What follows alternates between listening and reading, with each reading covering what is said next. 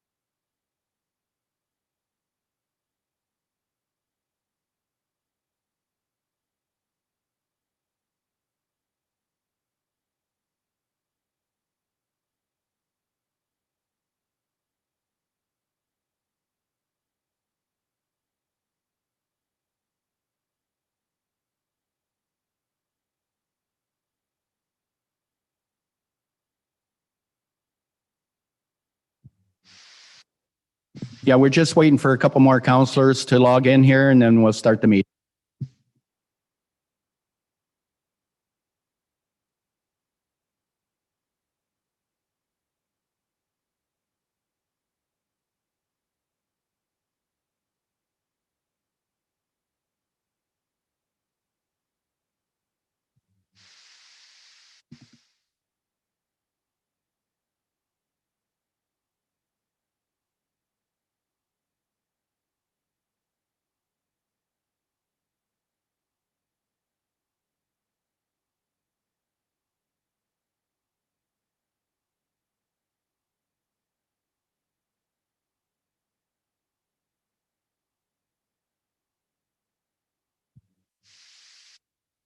Good afternoon, council and members of the public. I'm going to call the meeting to order. This meeting, the purpose of this meeting is to provide Essex residents and businesses with the opportunity to provide their feedback and concerns relating to COVID-19 pandemic and the impact here in the town of Essex. So what we're going to do tonight, we're going to allow each delegation, there's 7 of them, they're allowed 5 minutes apiece to speak on the issue, and we have another delegation, there's 2 there, they're going to be allowed 10. So before we start, is there any conflict of interest amongst council members here tonight? Seeing none, I need the adoption of the published agenda tonight. I need a mover for that, please. Could I get a mover for the adoption of published agenda? Councillor Bjorkman and Councillor Bondi, all in favor? It's carried. And before we start, I have a notice here from Mr. Dave Cassidy. He informs us that he will not be here tonight, but he's asked council to consider and be mindful of the mental health and physical well-being, the impacts associated with businesses such as his, which have not been allowed to open safely and have essentially been closed for 7 months since the COVID virus started. So, and we'll get right to public presentations. And the first one will be Tammy Affleck from Libro Credit Union, and she represents the chamber. Go ahead, Tammy, if you're there.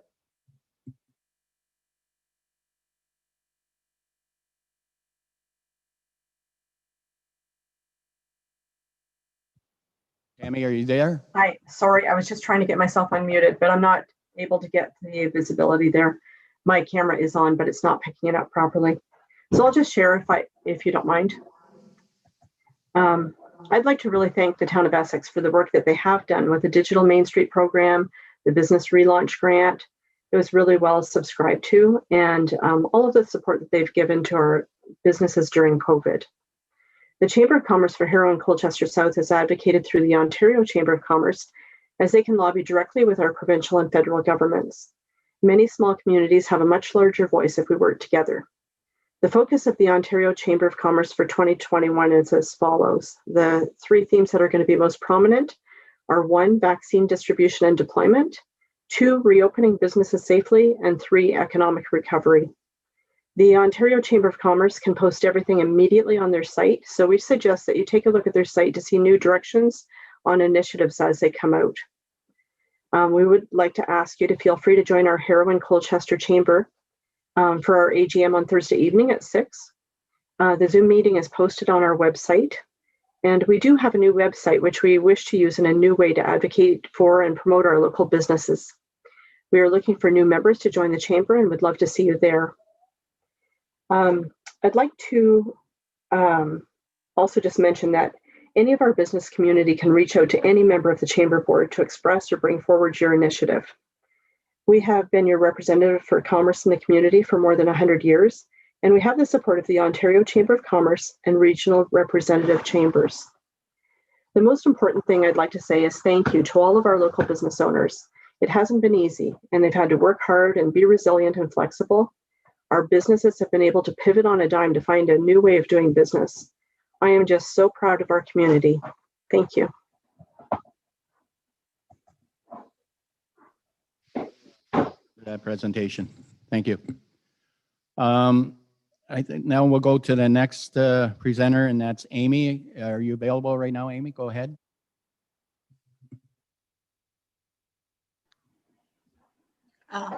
Amy Howe. Sorry, am I the only Amy? You're on right now. Go ahead. Okay, perfect. Yes, thank you so much for inviting me to this meeting. I've spoken to quite a few of you in regards to what's happening to small business. So I really appreciate, again, you guys taking the time to speak with us today. For those that don't know, my name is Amy Howe. I own Howe Fit in Harrow, Ontario and Kingsville, Ontario. Obviously, I just want to chime in as someone who's been deeply affected by these lockdowns. Prior to being able to go back to work for the first lockdown, Howe Fit had over 13,000 check-ins in both locations with a recorded 0 cases of COVID. During the very first lockdown, I had 3 of our members call to commit suicide because my facility was not open and was not able to serve the public. This is something that's weighed heavily on me because I know that this facility is safe. Why? Because the data suggests that not only did we have over 13,000 check-ins in both retail and fitness with no reported cases of COVID, but I know that this facility is serving for the greater good of people's mental and physical health. Not only is that backed by the statistics that I have here, but also the national statistics that fitness, I believe before we went down into the second lockdown, only accounted for 0.004% of the overall spread. With those statistics and the statistics from my facility, I believe that gyms, fitness studios are being unfairly and unjustly discriminated against. There is overwhelming statistics that prove that gym facilities, fitness studios, yoga studios are obviously safe, and they provide a proactive wellness approach to help people feel mentally well and physically strong, which should be, as far as I'm concerned, one of the top priorities by our government at this time. There's not enough people speaking about ways to keep us healthy, strong, mentally fit, We're all talking about, social distancing and wearing masks and washing your hands. But truth be told, one of the main comorbidities of people that are passing away of COVID are obesity. So I do think that, like I said, we're being unjustly discriminated against. We should be considered in a healthcare setting. We should be considered essential. I know that the service that I'm providing is deeply important to the community. I know this because I've been informed from numerous members. And like I said, from the people that have reached out to me wanting to commit suicide, which, like I said, has heavily weighed on me personally and professionally. I've tried to go above and beyond offering virtual services to my clients, but at the end of the day, virtual services do not work for everybody. And it's quite presumptuous to assume that everyone has $2,000 to buy workout equipment, if you can even find right now, or you have space, or you don't have dogs and kids. So I do believe that for a vast majority of people, working out at home is an option for them, but I don't believe for all people it is. So for that reason, I would like to be considered by not only the local municipalities, but, from Doug Ford, why aren't we using the data that has been collected to actually make decisions? Because if they did use this data, then they would know that there's virtually no risk in entering my facility. And if anything, it does more good than it does harm. So I would like these questions to be considered, by not only our local municipalities, but our provincial government. Why aren't we discussing proactive ways that people can stay healthy, not just relying solely on social distancing, hand sanitizing, wearing masks? We do that here. I've spent and invested over $22,000 between both of my facilities, getting PPE. I have an air purifier that sprays after the people left. I have 9,000 square feet. We're only able to have 10 people in here at a time, which was in this facility, way under capacity, but we did what we had to do in order to abide by government regulations. We proved that I can operate safely. And I do believe that these lockdown measures are unjustly discriminating against small business, and we need to be considered individually and even regionally, but individually. We can't be considered with Toronto. We're just not the same. So I do appreciate you taking the opportunity to listen to my concerns here. To be very honest, I employ 41 people in between Harrow and Kingswell. I only have one staff member currently working right now. The trainers that I have here slip through the cracks of unemployment, and they're unable to collect CERB because they are subcontractors. So I'm worried for them. They have children. How are they going to provide for their children? Not only am I worried for them and their families, but I'm worried about my facility when I'm able to reopen again, because these people are all going to have to go find other jobs. So when I go to reopen, who will I open with? I have one staff member. I used to employ 41. So I really think that we need resolve, we need solution, and we need that fast, because I've invested my whole life into this business. I have 2 kids. I'm a mother. My husband works here. I work here. We do not have another income. This is all that we have. So saying that we're all in this together, but not doing anything to help people, that doesn't show that we're all in this together. I'm all in it by myself right now. So there needs to be some type of balanced approach, so good people like me don't have to become criminals in order to feed their family. That's just the bottom line. There needs to be a balanced approach. People need to show concern for people like myself and anyone else who slip through the cracks of any government grants, funding, or relief. It's not there for everybody, and to assume that it is would be unfair. Thank you again for your time. Thank you. Thank you for your presentation, Amy. And like I say, I have staff here right now taking notes, all the concerns that's coming in, and we will be forwarding this to senior levels of government. So thank you very much for the presentation. Thank you. You're very welcome. Jennifer, you're next. Jennifer and Barb. Hi, I'm Jenny, and this is Barb, and I own the Dreaming Tree in Harrow. We are a wellness center and yoga studio, and Amy said everything I was going to say. She hit every nail on the head for me. Previous to the lockdown, we offer services, health-related services for mental and physical stress relief. We have been closed. We are not allowed to do any treatments. We can only offer curbside for our products. And I too agree that we're unjustly discriminated against. Like right next door to us, there's a massage therapist that can offer services and we cannot. So that's very disturbing to me. They can wear masks and give massages. We give Reiki treatments and energy treatments, and those are for mental and physical stress relief, which is very needed right now. We do, I want to say we have received some of the funding that's available, but not all of it. We fell through some of the cracks too, because we're not an essential business. But we are a healthcare setting. We have a yoga studio back here. We have social distancing stickers. We're COVID tracking. We don't feel that our business is at risk either for people to visit. And then I'm going to pass the mic over to Barb. Thank you. Thanks for inviting us today. Jenny and I have been working with this new business for a little over 3.5 years. And I'm sure you're all quite aware that a small business in the first 3 years is extremely struggling to make ends meet. So our best year was totally hit the hardest with COVID. So just as we were climbing the ladder to success, COVID has pretty much choked us. If it wasn't for the few products that we do carry, and we are delivering these at no cost to our customers to keep them interested and keeping them aware of how important they are to us and how our first couple years we were thriving so well. Harrow is a very small little community, and we sometimes have to pull people off the street because it's such a small little town.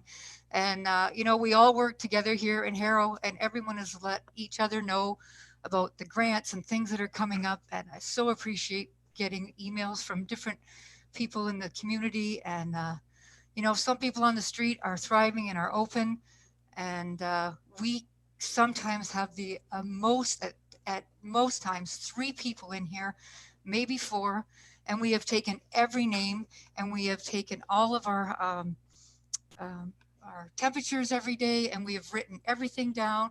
And for 3 people to be in here, and I think we're 1,100 square feet, 1,100 square feet. You're also in a private room with one other person, with our masks, with our shields, with everything possibly needed. And we do not understand that we are not taking care of everything as safety here. And we have been diligent with the safety of our people, because our people that come here are all about their emotions and their well-being and getting through the days before COVID. So we all know how difficult this is. And we have given all of our lives also to this business. We've worked for small businesses our entire lives. We both worked at Essex for 15 years in small businesses. And we decided that's what we wanted, was to have our own business. And now we're here struggling, doors closed, nobody coming in, no money coming in. And it's literally 3.5 years in. So you know where we're sitting. So I just want to thank you for the time that you've given us. And I really appreciate that we were invited in today. Thank you. Ladies, for the presentation. The next presentation will be Paul Wood.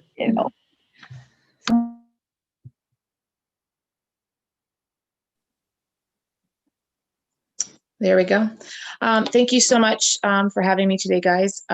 My business is a little bit different. We've been hearing from wellness groups and gyms and whatnot. I am a photographer with a downtown studio in Essex, and I offer photography services for newborns and children and milestones and cake smashes and weddings and all that good stuff. And my doors are closed, and I have moms begging me. Now, you got to keep in mind, moms go through postpartum depression when they've had a baby, and on top of, they are freaking out because they can't come see me and they can't get their newborns pictures taken. My job is very time sensitive. These pictures have to be taken in a certain amount of time, and for some may not feel that this is an essential service, but to these parents, it is. To me, it is. This is my only income. I am a sole proprietor. I do not have any employees whatsoever, so I do not qualify for any grants. I do not qualify for anything. So running a household with 4 children and a husband who works as well, it takes both of our incomes to run this house. And we are seeing a decline in what we're able to do and what we're able to pay. I have overhead at my studio. I have rent to pay at my studio. I have utilities. I have things that nothing's being done in that studio, so I can't pay those bills. So I wanted the opportunity to have my say, to say that just because someone in the Ford government doesn't believe that I'm essential, I've got moms begging me to let me take pictures of their children, to capture the moments that they have been waiting and praying for. And I'm having to tell them, no, sorry, my doors are closed. So I wanted to be able to put it out there to say that there are a lot of us that have businesses that may not fall under the umbrella of wellness to the true part of like being in a gym or in a yoga studio. This is what these moms need. They are stuck in homes with their children, and this is the light at the end of the tunnel. They get to go out and they get to celebrate a milestone. They get to go out and they get to something that I can't give them later on. When their child is 4 months old and the government finally opens me up and says, you can take pictures now, their babies are no longer babies. I can't do what I do at 2 weeks old. They want me to do it 4 months. So this is impacting the community. It's impacting my studio, and it is impacting my children's future. So I just wanted to put it out there. Thank you for the opportunity. I want to get back to work. I want to do what I love, and I want to pay my bills without, like Amy saying, becoming a criminal to feed my family. Because at the end of the day, I've invested everything I have into this. It's the only job I have, and it's just sitting there idle. But you're allowed to get a massage. My studio is clean. It was run to the ultimate before COVID because they're babies. I clean everything. I sanitize everything. I wipe everything down. There's one family in my studio a day. One. Always has been, because a newborn session takes 3 hours. So there's only ever been one family in my studio a day, yet Costco can have 593. So I'm very frustrated at the fact that I can't safely have a family in my studio to take their child's pictures, but a big box store can have hundreds and hundreds of people. So thank you for your time. I just wanted to have my say and put a face to other people that are suffering as well. Thank you. For the presentation, and just let you know I'm 100% behind you there. Our next presentation is Tracy. Tracy, are you there? Yes, I'm here. Can you hear me?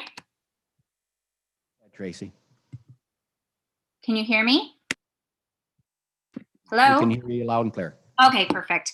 Okay, so if you, for you that don't know me, I'm Tracy Sipkar, and I own Priscilla's Presents, and Here's a Scoop Ice Cream out in Harrow. We recently just built a new location out on the Wine Route and put a lot of money into it. And I opened in March 2020, and unfortunately had to close later for COVID. We did have an okay summer, and then right in my busiest time again, I had to close again right before Christmas. So I mean, it's very difficult, and unlike some of the others, I have been able to get a few grants and things like that, but still it doesn't pay all the things you need to pay for. And with the inventory that I have as well, I mean, I'm holding a lot here, especially with this new building. I would like to touch on something that Amy had mentioned. I don't know if many people know this, but I did used to own a fitness center as well in Essex, and I was going there. It's Beach Walk. I sold to Beach Walk about 13 years ago, and I was going there as well before this last shutdown, and I felt completely safe going in there. They had the sanitizer, and I liked that it was up to me. I had the sanitizer. If I didn't feel it was comfortable, I would clean it before and after, and I had no reason to feel like I would be unsafe at all. So I just wanted to, I know these people are doing the best they can. I know they don't want to have anyone get COVID at their place, and being a small business owner, I mean, we care about our names and everything else. I just wanted to talk a little bit about, the financial aspect, like Amy was saying. I'm going to go back to her because I know that her and her husband are solely, that's the only thing they have for their income and their family. And it's, everyone's talking about supporting local and everything like that. But when it gets down to it, you can only support local for so long if you can't pay for the roof over your head, etc. No one's going to come and buy gifts from me if they can't pay for the roof over their head or food. They can support the local grocery store, but that's probably that it's all going to come down to. And then when you can't pay your bills, it gets into depression, maybe marital problems, stress affecting you, affecting your children. The physical part of not able to get up and have a routine. I know that really affects me. My husband and I are both really hard workers. And I know it's been really hard for me just getting myself up to, try and do something. I walk over to the store and just try to keep busy here in the store for nothing basically right now, but I'm just trying to keep my head up and keep going. And with that you get depression and, people, I know a few people that have committed suicide because they can't handle this lockdown. It's unhealthy for our bodies not to have the routine. And then some people are turning to alcohol and drugs. It also has effects. I employ children, young teens, in my business. And I notice with the kids, they have no motivation. This is their opportunity to learn good work ethic, social skills, which is already a hard thing with all the phones and everything. They're not learning social skills. And just to have the no exercise is just not good for them. And some people going to work is their, in a small business, that is their escape from, maybe they're going through a hard time, or, maybe they go to the gym because they're having a hard time, and that's their escape to get away, to be able to cope. So I think it's more than just the owners, it's the people that go to the places that need the escapes, just to have, so that they can function and try and stay sane, I guess, in this situation. I know that I went over and above, and I know these business owners are going over and above, because your name's out there. You have a relationship with your clients. You have a relationship with your employers, unlike the big box stores. So you care. You care about the people that walk in your door. You're going to make sure it's clean. You're going to make sure you go over and above. You're going to spend the extra money, and you're worried about closing again. So I find that it's very discriminative that the big box stores can open and we cannot. I've done my share of limiting my numbers, and I've even had people, a little upset with me, and that's fine, but I have to do what I have to do to keep my business going and the people I care about protected. So I just want to thank you for the opportunity to have a word today. Tracy, I have visited your business, many, many times during the summer. I got Yes. the grandchildren out there. But anyways, you got a great business there. You really do. Thank you. Thank you. Thank you for your presentation. Nellie, you're going to be next. Go ahead. Hi, can you hear me okay? Go ahead. So I'm representing Danielle's Soft Ice Cream and More. My parents took ownership of the business in July. And since then, it was in the middle of COVID already, but since then we've had so many ups and downs through it because of lockdowns. We're currently closed again. First, it was to renovate the inside so that we can have booths so that our customers can feel safe coming to dine in. Sorry that I'm crying. I'm just hearing the stories of other locals. It's breaking my heart, knowing how many families are really affected on the business side of things by the lockdowns. Yeah, sorry. We haven't really paid ourselves in the last maybe 4 months, just because business people aren't coming in. They're fearful of contracting COVID, of maybe giving it to other people. But then they're also maybe fearful of just, coming outside and getting ticketed for potentially leaving their houses under stay-at-home orders. So I think everyone else shared the way that, small businesses especially are taking such an initiative to keep their facilities clean and to be on top of things. And so before I'm even more of a mess, I'll just leave it at that. And thank you again for your time. Nellie. Next will be Kim. Kim, are you there? Go ahead. I am. Just let me get set up here. Okay. Hi, everyone.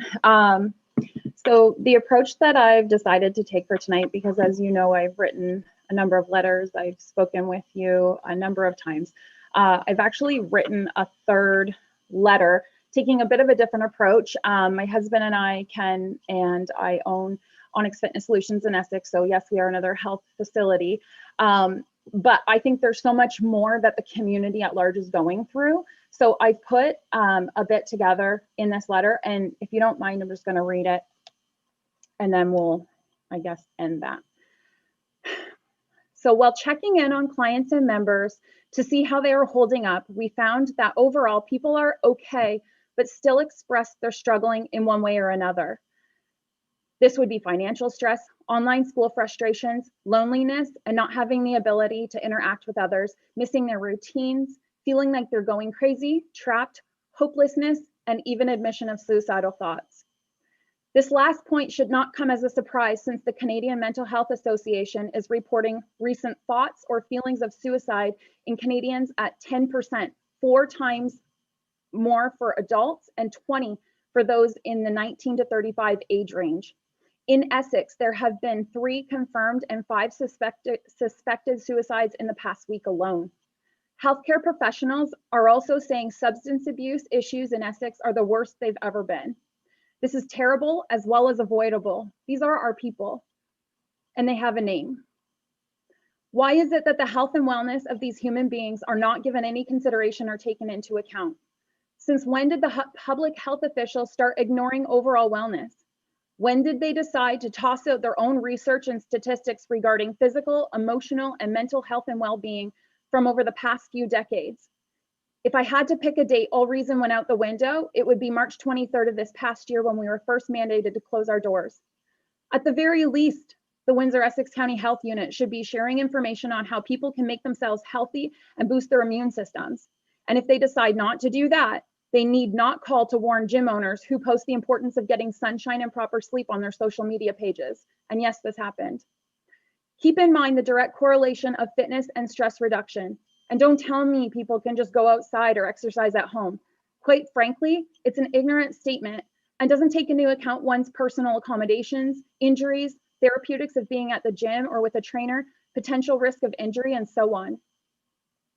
It's interesting to point out, while the government defends its claim to be relying on data, I would argue this is simply not the truth.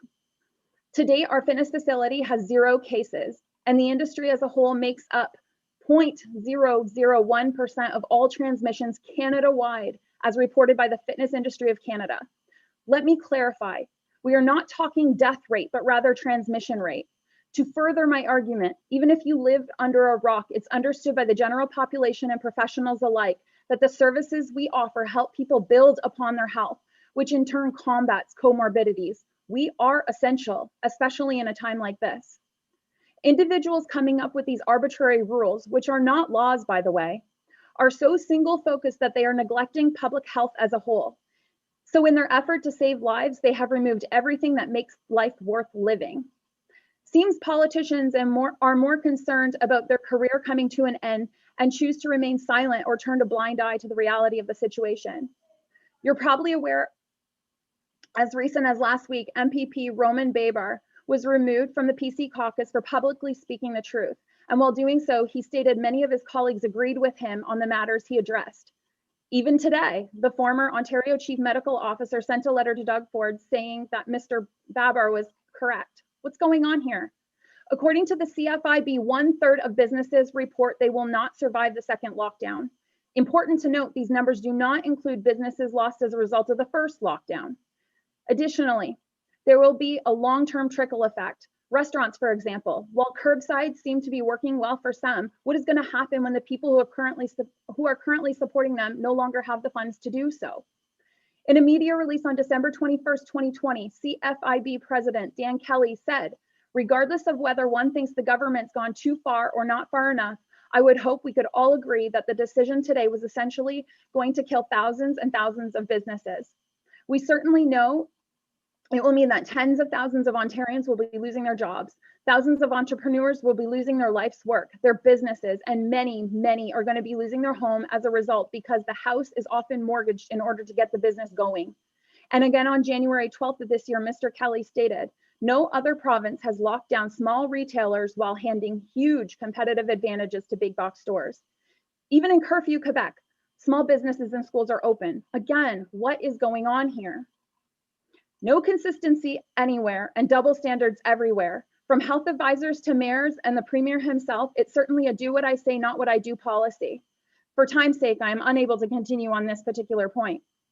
Finally, maybe a little bit closer to home for the Essex Council members here, I ask, where do you think this town and its staff will be long-term?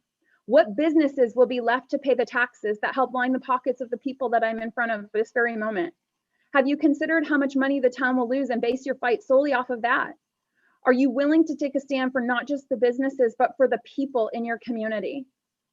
During a phone conversation a couple of months ago, I was asked by the mayor, what is it you would like me to do? Well, I'd like you to do the same thing I'm doing. I'm advocating for all small businesses and people in the community that they have had to deal with the inconsistencies and lack of common sense. If each of you could apply pressure higher up and we could start getting somewhere. After all, we are sitting here tonight. Whatever the case, it's been said, you've got to keep fighting like the third monkey trying to get onto Noah's Ark. And isn't that exactly it? I appreciate your time. Thank you very much. That was very, very well put together. We are fighting, believe me, we're fighting for the small business. We're trying to pressure the senior levels of government to listen to us. And I agree that it's not a fair playing field here with the large box stores. I'll be honest with you, it's aggravating and it's disturbing when you can go into a big box store and they're selling everything besides groceries. I mean, everything, clothing, everything, toys. I mean, it's not fair. And I agree with you 100%. It's not fair to the small businesses and they're not getting a fair shake. But here tonight, it's good that we listen to the small businesses. Like I say, I have the clerk here taking notes. And what we're going to do, I need some support from council too, which I know they'll support. I know they all support the small businesses. We're going to try to push, hopefully, Terrace's office. We'll even Chris Lewis, we'll get Chris Lewis involved too. We're going to send out letters and we're going to be in contact. I will personally be in contact with Chris Lewis himself and Terrace to push for small business. So once again, I really appreciate all the input and it's great to hear from the small businesses. And I know as the mayor that they're all struggling. I know you people are all struggling. So we will fight on your behalf for sure. For sure. I give you my word. So with that said, I'll need a motion from council to accept the presentations here tonight. Can I have a motion, please? Councillor Bjorkman and Councillor Bondi. All in favor?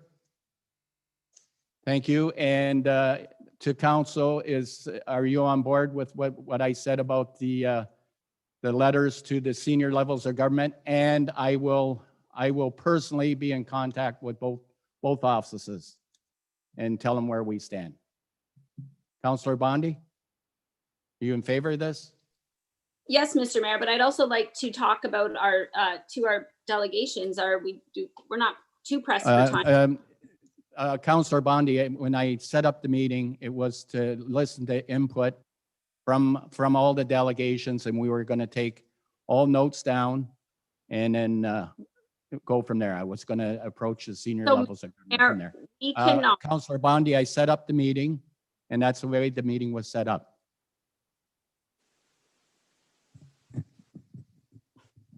Wow.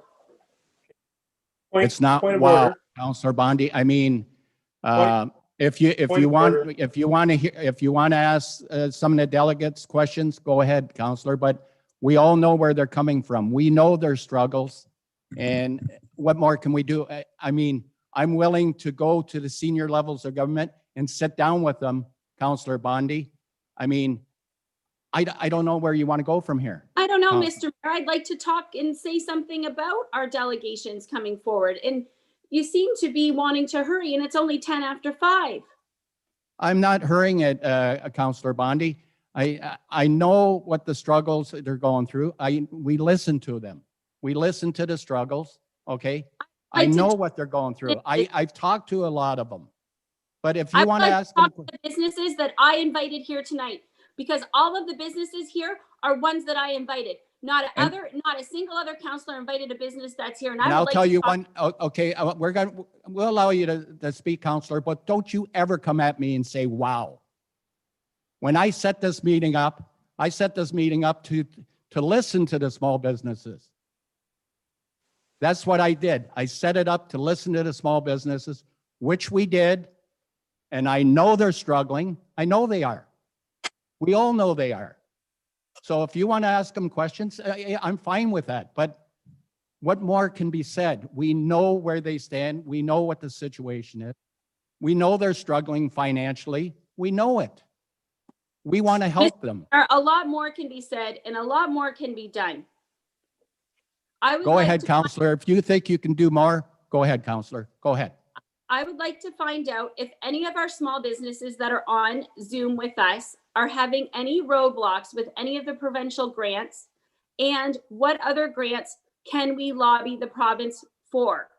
Because some of these small businesses that are talking to us right now are falling through the cracks because they're somewhat new businesses. We need to see if there's other things that we could do. I would also like us as a council to start a small business task force.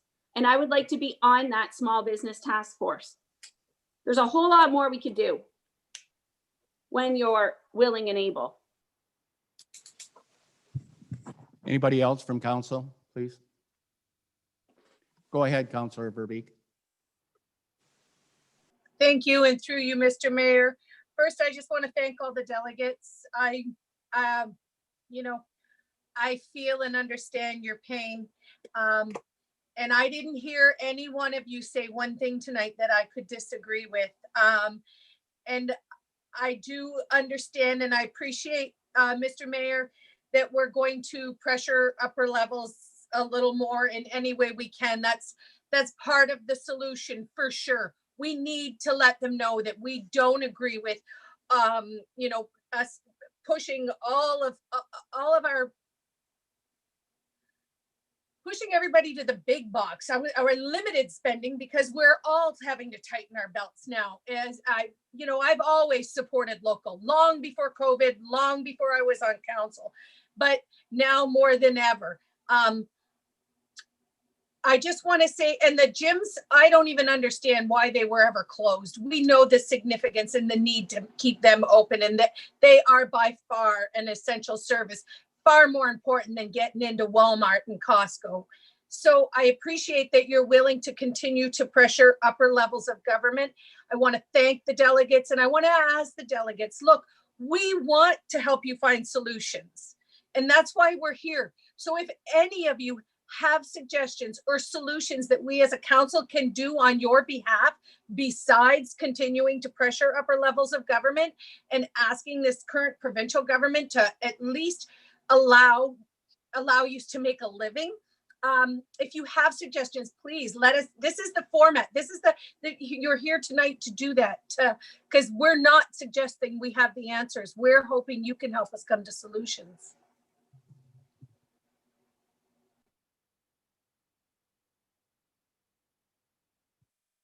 You, Counselor, 100% with what you just said. And to the delegation, any of you, if there's anything else you would like me to bring forward to the senior levels of government, please call me.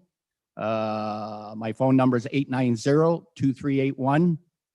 Give me a call and let me know, or you can email me and your concerns, and I will personally be attending Chris Lewis's office and Taras Natashak's office over this issue. So please email me or call me with the issues. And I think as a council, we're all working towards helping you small businesses out. I just don't like getting lambasted by a certain counselor every time we turn around and do something. So, but anyways, moving forward, anybody else from council? Go ahead, Councillor Bowman. Just a quick comment. One of the common threads through each person's presentation was the feeling that they're falling through the loopholes of the provincial funding that's coming out. And I hear that too on the streets, that people are falling through the cracks and not getting any thing coming back to them. And I think that's another area that should really be stressed to. I know the province has been keen on the support they're throwing out, but there's so many falling through the loopholes that those areas, I think, is something that should be brought forward. So thank you for my comments. Thank you, Councillor. Councillor Guerin, go ahead. Thank you, Mr. Mayor. Yeah, I'm going to keep it short because there's not a whole lot more that I can lend to the situation that we haven't already talked about. I want to thank those councillors that pushed for the meeting tonight, and thank you, Mr. Mayor, for having the meeting, and all the delegates for coming forward. I think whatever we're going to be doing, Mr. Mayor, on behalf of the small businesses, and we're talking with upper tier governments, is that we make the focus on mental health. That's really the contributing factor to the COVID fallout. That's where we're going to be seeing a lot of the problems. We're already seeing it. We have to make the case that a lot of these businesses and need to be open for the mental health as it is. I mean, we're asked to stay at home right now. We're asked to abide by restrictions, and we're snapping left and right, and our family members are taking the brunt of it. So every business we know is essential. The way the government has deemed who is and who is not right. We all know that. And every time I try to speak against or to the other side of the COVID, not so much of the disease or itself. I believe in COVID. I believe it exists. But some of the decisions our government has made with respect to who's essential and who isn't just does not make any sense.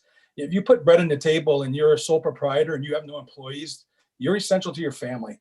If you have employees, 2, 3, 4, 20, doesn't matter, and they have to put food on the table and they rely on the job that you provide them, then you're essential. Doesn't matter what the product is. So anyways, I hope our delegates, I hope our entire town understands that we have been trying to support them in terms of purchasing from the ones that can open, and not all can open. Not all can afford to open, even do curbside. And the ones that can, curbside, I think we're all trying. But I hope they realize we are trying, and it is not an easy situation. And I wish that our council could make its own decision on who can be open and who can't, but we cannot. So that's all I want to say, and that's all I have to lend on it. Thank you. Councillor Guerin. Councillor Bjorkman, go ahead. Thank you, Mr. Mayor. Through you to the delegates. Probably saw me turning off my camera off and on. I wasn't leaving, but my internet doesn't keep up with all the feeds going, so I have to turn my camera off so I can hear everything that's going on sometimes. I appreciate everybody coming forward and spoken with many of you at other meetings. Going back to the cracks and the loopholes and falling through, a big problem is a lot of these programs that are being offered are offered to help support a business, help support the walls, help support just the roof sitting there. But if that is your business and that's where you make your living, there's no money for the food on your table at home. There's no money for the kids' needs, everything else. So it's just not enough. And to tell people that they have to stay closed either takes more from the government, or, which I believe all of you want to do, is to be open and to be open responsibly. We've had the conversation, and I think it's important too that we know nobody's asking to be declared green. They're not asking, okay, tell me I can open my gym, or tell me I can open my studio and I'll just go like I was going 2 years ago. That's not what they're asking for. They're still going to work the restrictions. And I think it's important that that's what they're asking. All they're asking for is the opportunity to be open and to provide the service to their people that really need them. And this is a mental health issue. This is a physical health, mental health issue. So it's, whatever wording that we're going through, I think it would be great for all of us to understand exactly what it is that you're planning to take to our upper levels, so that we can see it and that we can sign on to it and we can be part of that conversation. We all need to pull in the same direction. But thank you to the delegates for coming forward. I have some understanding of the positions that you're finding yourselves in, and what's happening now is not right to the small business and to the small operations that can do it so much better than those bigger ones. So again, thank you for the opportunity. Deputy Mayor Milosh, go ahead. Thank you, through your worship. My screen keeps freezing as well. I've heard most of what I think everybody has said, but I did catch a couple of lines there that Councillor Bowman was saying about the grant, the funding and grant funding from federal and provincial governments, and how some of the businesses are falling through the cracks. And I think that's an important message that we need to bring back as well, to try and see if there's advise the provincial government that there are these people that are falling through the cracks, and that it's not fair. These businesses are forced to be closed. If you're going to offer some financial support, find a way to capture every situation, not just as many as you can. Everybody should be caught. If you're going to tell somebody they're going to close and they're not going to have a means of paying their bills, the government should be assisting those businesses at this point in time. Hopefully it's not going to be for that much longer, but it's already been for a few months. Second lockdown, this is going to be a terrible outcome for our small businesses if they're not provided some help or some sense of financial aid. So Mr. Mayor, if you could make sure that that's please included in your message back to our MP and our MPP, so that it gets back to our provincial heads. Thank you. Well, Deputy Mayor, I agree 100% with your statements there. It was well put. Councillor Van den Dolen, go ahead. Yes, thank you, Mr. Mayor. Through you, I want to thank the presenters as well. I thought they did a very good job, which is why I pushed for this myself. I wanted to put names and faces to this tragedy on the ground, especially the last presentation from Ms. Dennison was very powerful and logically effective. But let's keep the logic going here. I have a lot more fondness for small business and the private sector than I do for any government. And if it was up to me who to close, it wouldn't be the private sector.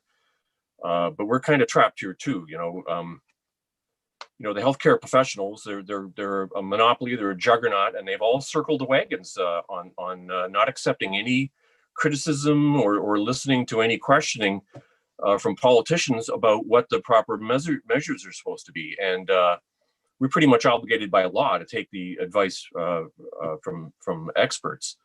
But my advice to small businessmen and anyone struggling, sorry, not businessmen, business people, and anyone struggling through this, is to take the fight to the people who really are behind this lockdown. And it's not just Ontario, as you can see, it's all over Europe, it's all over most of the States, it's most of Canada.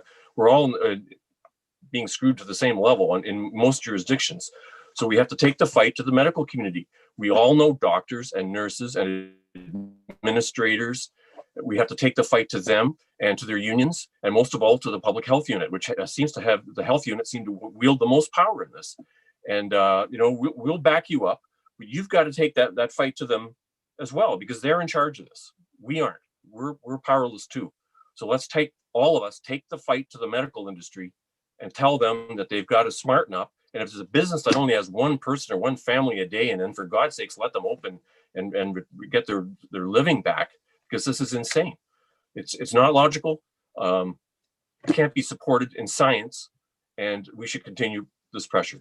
And somebody said that, the first politician to speak out against this was Roman Barber. I admire him for what he's done, but a lot of us have been speaking out since 8 months ago. Thank you. Council Kim would like to speak again. Can I allow her to speak again? Yes, go ahead, Kim. Go ahead.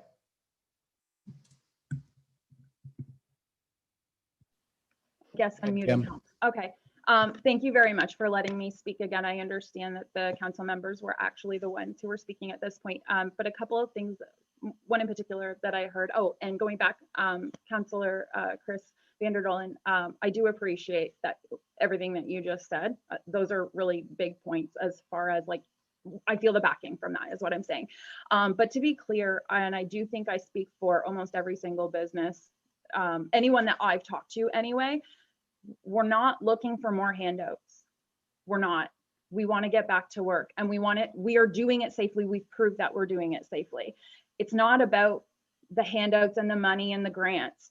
We want to open because the data shows we're safe. We're the ones who have zero on our numbers. And so if they're not going to open us, they need to provide the data, which I know doesn't exist, that shuts us down, but they're not doing that, and they're not being transparent with that. And that's something we've come against over and over and over again. Fine, show us the logic on why you're shutting us down, and they can't, and they won't. So on behalf of any business owner I know, we want to open. It's not about the handouts. Thank you. And I'm sure everybody agrees with you there too. Anybody else from council? You can speak, Deputy Mayor, or I had Councillor Bondi first. Go ahead. I do just want to thank you, Mr. Mayor, for calling this meeting and for bringing the concerns forward from our business owners. And really, maybe we can push out a media release from Town Hall that we're seeking more feedback.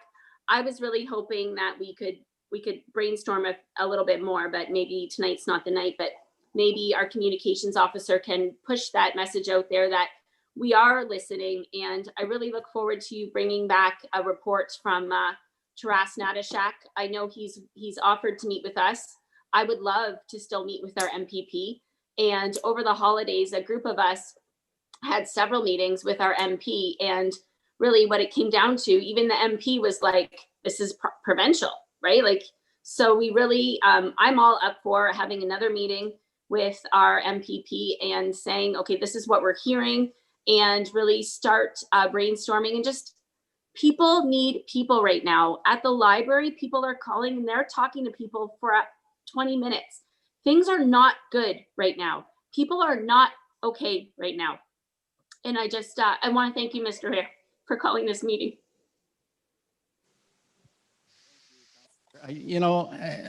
I'll tell you, Councillor Bondi, I'm on your side, and don't ever think I'm not on your side. But I mean, you pressure me there, and Councillor Bondi, I really don't appreciate it. You know I'm working with the small businesses. You know I want to see the small businesses open. You know that. I don't want to see a small business close. I don't think it's fair when I can drive and see big box stores open, selling every damn thing in the store, and these small businesses are closed. And you know what? The unfortunate part about this, a lot of them aren't going to reopen. And that's the sad part. That is very sad.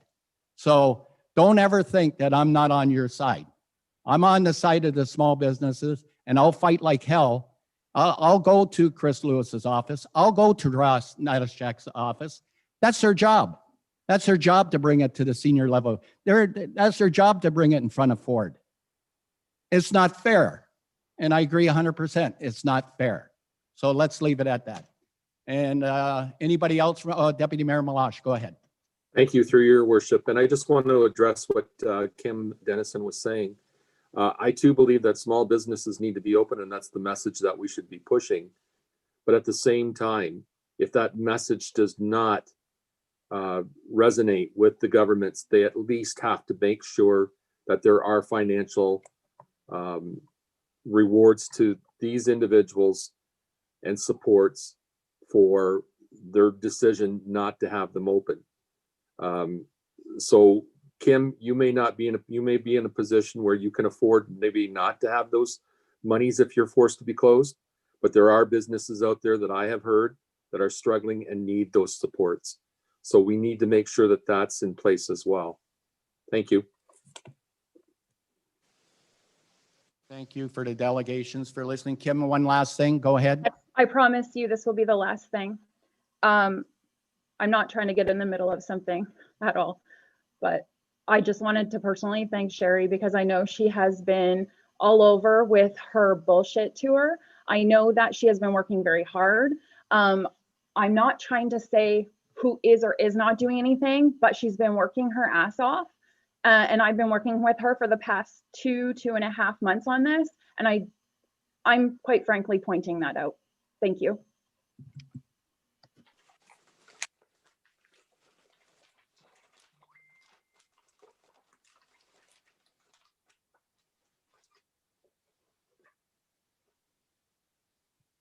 A motion to adjourn. Councillor Verbeek and Deputy Mayor Malash, all in favor? It's carried. We'll see you at the 6 o'clock.